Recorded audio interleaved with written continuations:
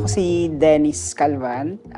Ako yung Director for Policy and Government Engagement ng RARE Philippines. Ako yung representative ng RARE sa network ng mga NGOs at fisherfolk organizations sa Pilipinas. Sa civil society organizations, we are in favor of VMM, no?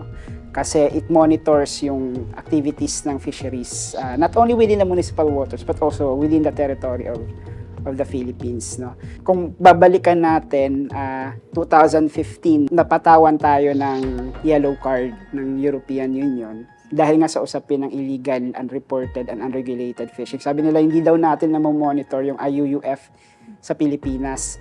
Kaya walang puwang yung ating produktong isda sa kanilang market. So 2015 din nagkaroon ng amendments sa RA 8550. Ito na yung 10654. At isang malaking provision sa 10654, yung VMM, Vessel Monitoring Mechanism, na sinabi natin, kinumit natin sa European Union na gagawin natin yung VMM, i-monitor natin yung fisheries activities sa Pilipinas. Nag-issue yung office ni Secretary Bersamin na i-implement yung VMM despite na may case ng Regional Trial Court ng Malabon.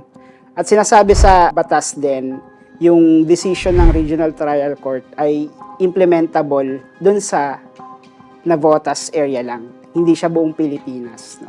At itong kaso na to ng VMM, hindi siya nag-a-align dun sa commitment. Nalaman actually yun ng European Union, no?